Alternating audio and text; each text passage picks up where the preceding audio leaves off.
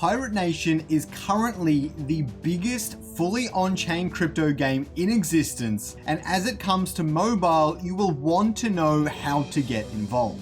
Now, I've been playing the game religiously for the past year, and I'm currently ranked 600th in the Season 3 airdrop. Trust me when I say that you want to get in on this game early, and yes, it is still early. I will go over every single thing you need to know about Pirate Nation, from getting your account set up to buying your first ship, and even some strategies on gaining experience points or P-Gold or marks faster than every other player. Now, the first thing I want to talk about is onboarding. To set up your Metamask, first thing you want to do is you're going to want to go to metamask.io and install the Metamask browser extension. After that, it will create for you a 12-word seed phrase. The most important thing you need to know about this is to never write your seed phrase digitally. Write it down on a piece of paper like it suggests, lock it away, and never look at it again. If anyone gets a hold of those 12 words, your wallet will be compromised permanently. Keep it very, very safe. With Metamask, you are easily able to send, receive, and swap crypto under full custody of yourself. After that, to get started with Pirate Nation, please use the referral code in the description down below. Mine is piratenation.game/signup and code richhelm9996. I really appreciate it, guys. So after that, you will obtain your very first ship, a skiff. This is a basic vessel at best and will not be able to compete at the higher echelons of Pirate Nation, but before long, you will have your very own ship that you can customize and improve for battling in the future. Now, the skiff will have great difficulty with a specific part of the game, and that is called the hard gauntlet, but we'll get more into that later. After this, you're going to want to go down to your own personal island and place down all 3 of your crafting buildings. These will allow you to craft things necessary for your first real ship and being able to craft that. It also allows you to craft items necessary for the quests that we'll touch on a little bit later that will help you level up, gain different ingredients and items, and just progress throughout the game. Now, let's get on to the ecosystem of Pirate Nation. The heart and soul of Pirate Nation are the Founders Pirates. These were released as a Genesis collection many moons ago, and basically they're very, very expensive nowadays. You can get your hands on one, but playing the game free to play is perfectly fine. And honestly, Founder Pirates give you discounts in the shop and things like that, but they don't necessarily enhance gameplay in many meaningful ways, besides just adding some variability to what you can actually achieve. But you can achieve this with far fewer dollars by buying gems from the shop. Now, the other thing in this game are the Gen 1 pirates. You get one by default when you register, and you can have multiple accounts, but please don't go too crazy, and it will take a lot of time to manage a lot of accounts. Now, you can also get a second Generation 1 pirate by spending 2,500 gems. You can get a third by spending 7,500 gems. Now, as you can see, as you get to 3rd, 4th, and 5th, it starts to increase dramatically. And at that point, you probably might as well just go and buy Founder Pirates. But more importantly, you can actually re-roll their expertise and affinity as well. And we'll get into that a little bit later. Now, to maximize the bounties in the game, if you really want to go deep into Pirate Nation, you need 3 at most to really get the most out of it. Now, you can go more and get benefits from it, but 3 is really where, like, after 3, you start to get diminishing returns. After that, we have the ships in the game. There are 3 kind of ships available. There is the frigate, sloop, and galleon. The frigate has high HP and cards focused on shielding and AoE damage against opponents. It also has a default damage reduction starting at, I believe, 4, and at a level 3 ship, you have 7 damage reduction every single attack that comes into the frigate. It also typically only plays 1 or 2 cards a turn, and is one of the slower vessels in the game despite having really high HP. Now, the sloop has the lowest HP of all the 3. It has cards focused on evasion and bleed against opponents, but it also starts with 1 more AP or action point than the other 2 ships, meaning it can play even more cards per turn and leverage that in really new and exciting ways. Now, it typically tries to play its entire hand every turn, and even has cards where it can refresh its hand during a turn to play a hand twice. Now, the 3rd ship we've got is the galleon. This has moderate HP and is really good balanced ship if you're not sure which direction you want to go into. It has cards focused on deadly combos such as the double strike that will allow every other card you play that turn to strike twice. twice, and it might actually start with one more card in the hand, which is something they're testing at the time of writing this, but it might have already been implemented. Now, it typically uses cards to strategize combos and deal devastating strikes against single target opponents in particular. It also has a more balanced approach than the other two ships. If you want to learn more about these ships to really make an educated decision, besides what I'm telling you right here, you can actually visit the Pirate Nation Tavern website at tavernsapp.versal.app/deck/builder, and this will show you exactly what cards you can get from having each ship, accessories, and different pirate affinities as well. Every ship in Pirate Nation can currently reach level 5, although it is really difficult to obtain that, and it might increase again in the future. Level 3 ships, however, are highly competent in both gauntlets and should be able to wipe the floor with them very easily every single time, but level 4 ships are required for the more difficult missions that are starting to come into the game now. Even though level 3 gives you a really good chance, level 2 has some trouble, but can be really good at trying to defeat both gauntlets. We'll get onto them soon. To level up a ship, you need a resource called P Gold or Pirate Gold. Before you get command rank 10, this will be marks. I will mention it as P Gold from now on, but marks and P Gold are essentially the same thing. You will also need ship upgrade plans and to combine 2 ships of a given level. For example, a level 3 ship requires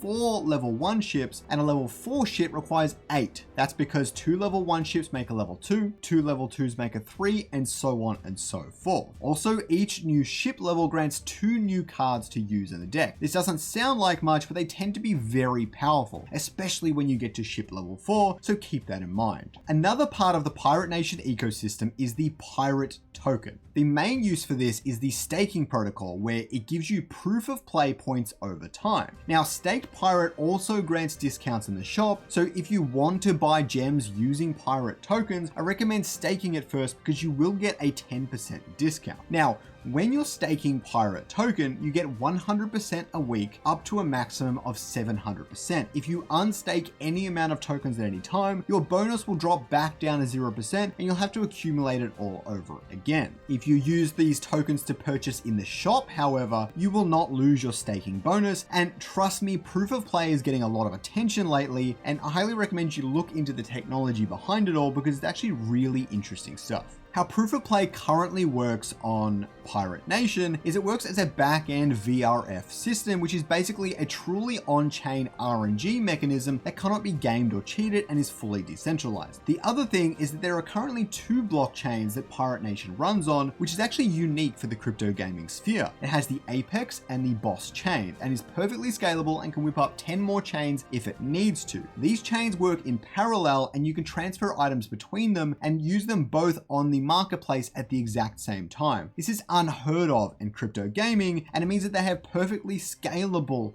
blockchain tech to build this giant fully on-chain MMO, and it's actually phenomenal. This also prevents transactions from getting clogged like you might see on something like the Solana blockchain, and it currently has the highest transaction count of any layer 1 or layer 2 blockchain at the moment and works seamlessly. Another thing you need to consider is the Pirate Nation shop. As I said before, Staked Pirate counts for a 10% discount, and shop drops happen every month or two where limited time event cosmetic items become available to purchase. Now, I don't recommend buying these all the time, but if you see a skin you really like, you definitely want to get involved in this because they can be a little bit pricey on the secondary market. The other things you can buy in the shop are gems and VIP subscriptions. Now, gems are kind of like the in-game currency for other games, like your V-Bucks from Fortnite. This allows you to speed up timers, get more energy, and buy more pirates, not to mention re-rolling the skills of your current pirate. After all this, the mobile launch is coming very soon. Amit has said a mobile version is currently working on his own personal phone, and it will have the same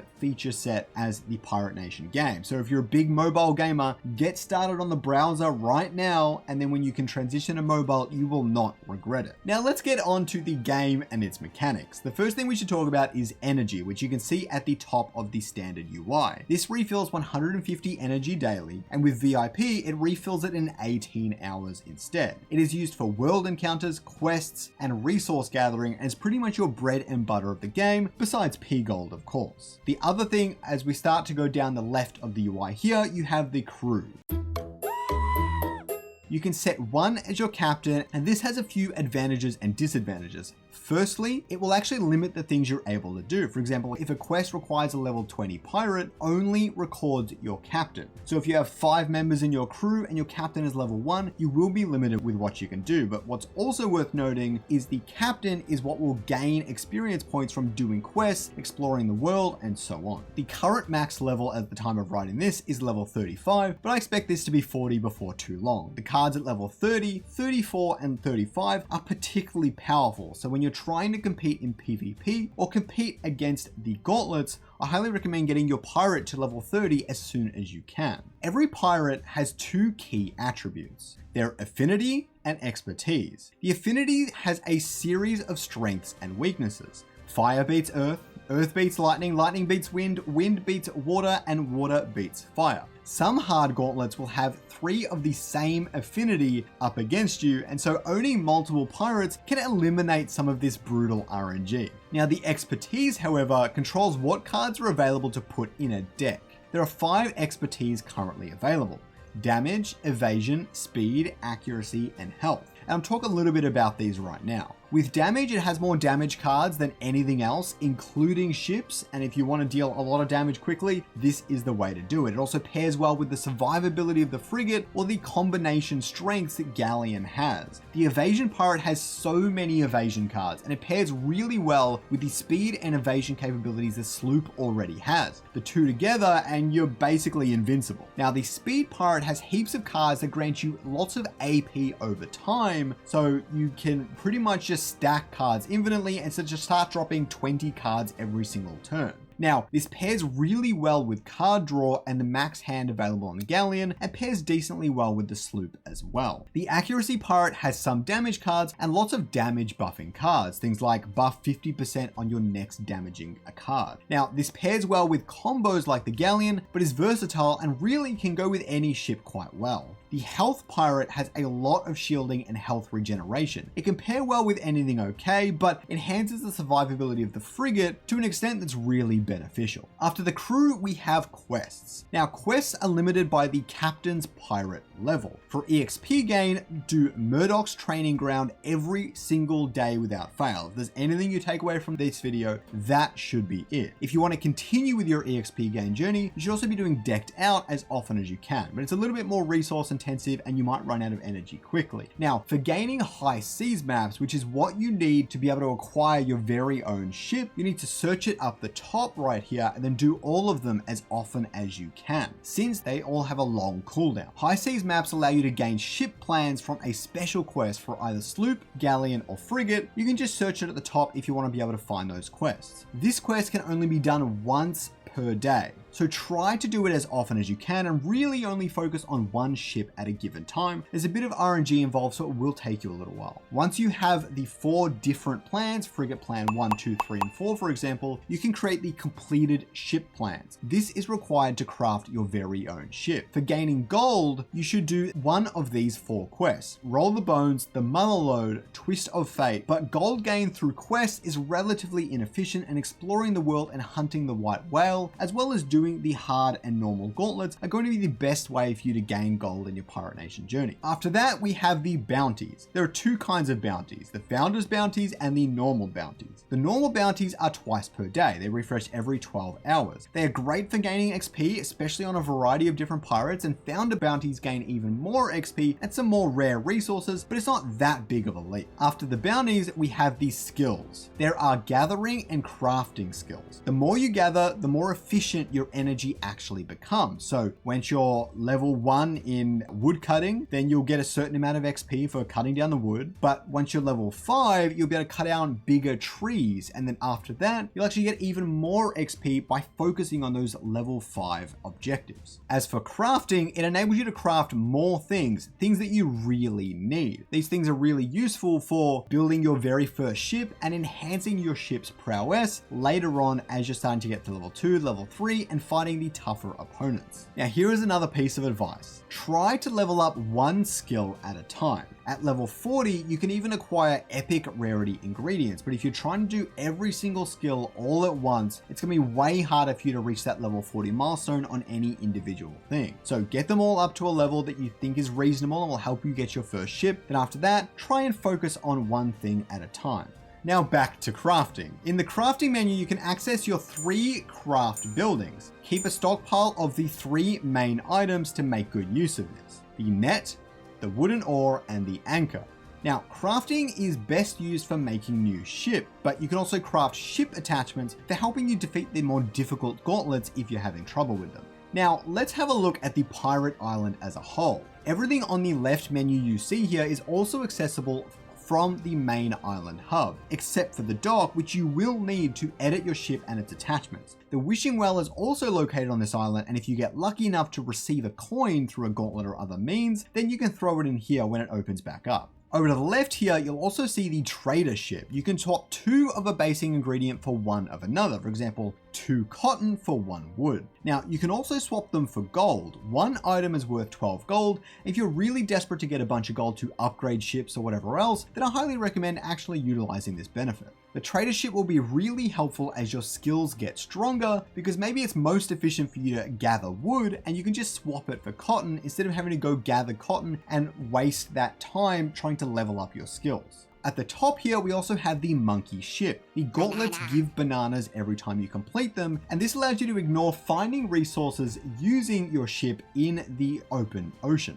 Using the monkey ship services is the exact same outcome as traveling the high seas. The only thing you miss out on is actually fighting some of the world quest world bosses, especially that white whale, which is going to give you a lot of gold when you find it. Out in the world, however, you can find something called the mausoleum. This is found by exploring the world and needs a mausoleum key that you can get acquired from gauntlets. It has valuable items inside, but the RNG is pretty rough, so don't expect to get something good every single time.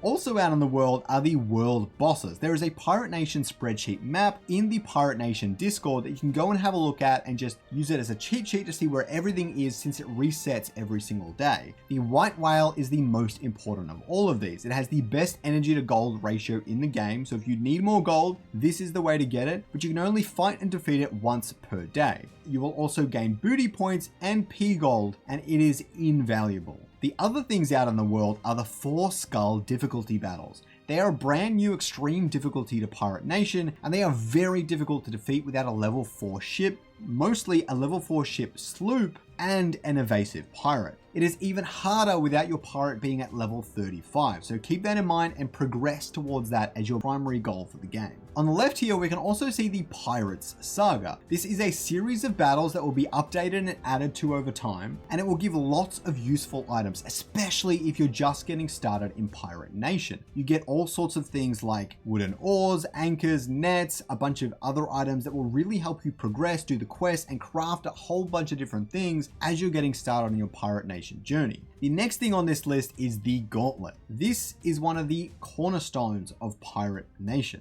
You should try and do the normal Gauntlet every single day. The first 4 battles will give you a chest, and it is a good way of getting daily P gold. The 5th battle will normally just give you rewards outright. This also gives a bunch of other items, so do it every day to try and get rare outcomes that you can even sell on the market once you hit command rank 10. The hard gauntlet costs 500 P gold to unlock every single day, but if you can defeat all 5 steps of it, you will get your P gold back. VIP boosts the P gold gain from both gauntlets, and if you're having fun in Pirate Nation and want to start spending a little bit, I highly recommend getting VIP because the P gold you gain is invaluable. The normal gauntlet, hard gauntlet steps 1 and 2 can be beaten with the skiff if you're a skilled player and your pirate is a high enough level. The hard gauntlet 5, however, is hard to beat without a pirate level 30 and level 3 ship, but it can be done with a pirate level 30 and level 2 ship every now and then, depending on what you get in the rotation. If you have $20 to spare, you can actually buy one of these level 3 ships on the marketplace just by clicking marketplace in the Pirate Nation browser window. Also, beating hard gauntlet 4 will break even on the P gold cost and grant other rewards as well, and it's invaluable for progressing, especially as you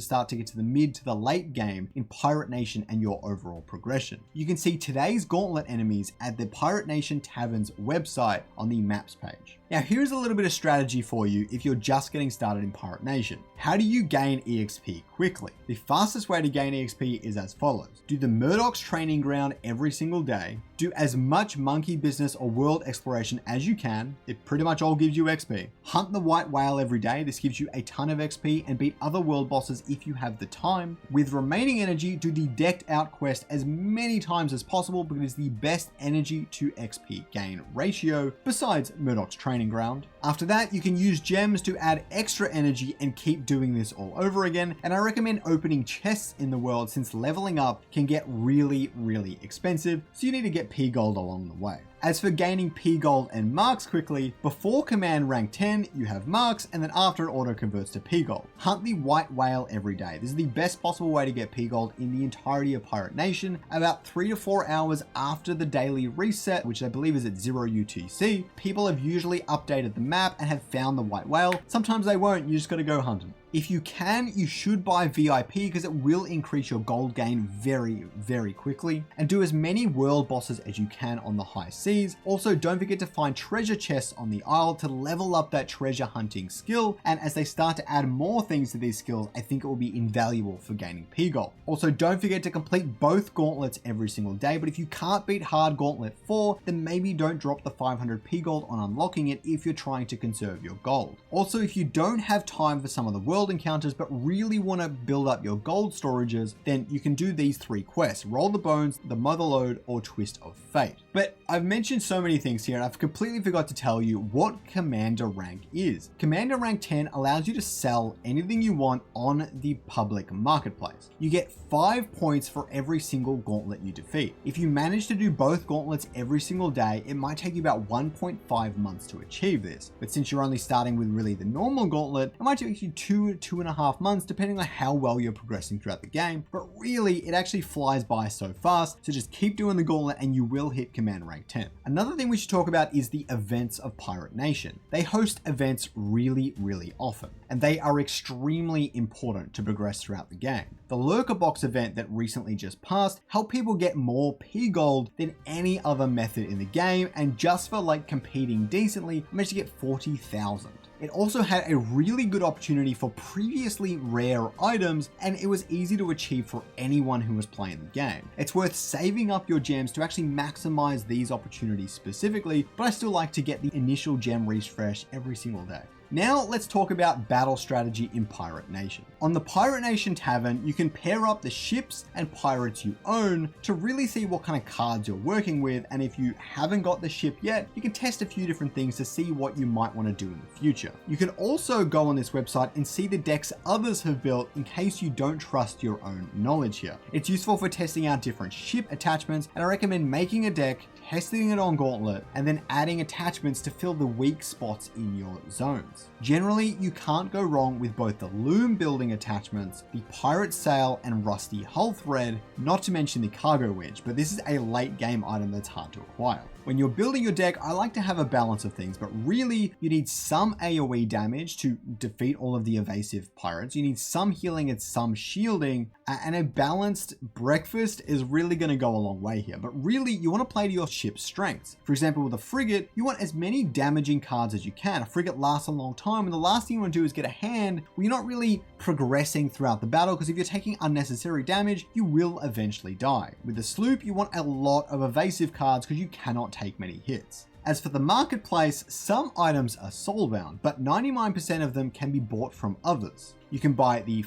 Founder Pirates, which are the premier asset of the Pirate Nation and Proof of Play ecosystem, and they can be used in-game for special bounties. As for items on the marketplace, you can buy stockpiles of gold to help get a leg up in that area, and they're useful for gathering the ship plans parts you might actually be missing. For example, have you rolled your 4th Frigate 4 plan in a row? Then maybe you're just going to buy the Frigate 1 plan and sell a bunch of the extra Frigate 4 plans, almost like a trade. You'll pretty much end up at net zero and you will be able to complete your frigate plans. And if you want to get even deeper into the marketplace, you can buy skins and skin shards from other players to get some of those sick cosmetic items. The other thing you can buy from the marketplace are ships. You can get a starter ship for very, very cheap, a level 1 or a level 2 ship. And if you want to get in quickly and get really far into the game, then buy a level 3 ship and maybe some attachments, which really will not set you back much. And then you'll be able to defeat the hard gauntlet every single day and proceed really far into the game. Now, everyone wants to know, how do you play to earn in Pirate Nation? The first thing is you need to achieve command rank 10. That will allow you to sell any rare items you find. You can also sell limited P gold for pretty much guaranteed, but over time, converting things into P gold will be more and more taxing and you won't be able to do it forever. But the easiest way to earn in the game right now is by leveraging ongoing quests. They often have a leaderboard and there are many people that want to get in the top 100. By doing this, you can ultimately ignore the quest altogether and sell all the items people need to try and get on top of the leaderboard, and you can make some serious coin doing this. The other way to earn in Pirate Nation is by reaching high levels of crafting. It's useful to sell really valuable ship attachments that people haven't reached themselves yet, and new players will need these to speed up progress, especially as the PvP overhaul and mobile come to Pirate Nation. There's a few other things in the Pirate Nation ecosystem that we should talk about. The first one is the creator program. You can simply apply on their form and it grants you special social booty points that will help you earn in their future airdrops. As for Pirate VIP, it grants heaps more P gold, grants more energy, and saves you so much time, since for monkey business, you no longer need any of that bananas resource. The last thing is the airdrop. To farm the airdrop, you basically need to acquire something called booty points. This is basically for playing the game. You get lots of them from the Gauntlet, get even more from defeating the white whale and from doing all of the different crafting, and every level up of skills or pirates themselves will get you these points. Basically, you get tons of them for just playing the game and playing the game to its maximum. After this, we have the collector points, which you basically get for holding ecosystem NFTs. This is things like founder pirates, but also the different ships. Say you have 10 sloop ships, you'll get a bunch of points over time just for holding them. And the other one is the social points. You get these for referring other players and creator program content. I hope you really enjoyed this ultimate beginner's guide to Pirate Nation. Please, I hope you learned something today. And if you really enjoyed it and you want to see more Pirate Nation content, let me know down in the comments below. Like and subscribe to the channel, and I'll see you all next time.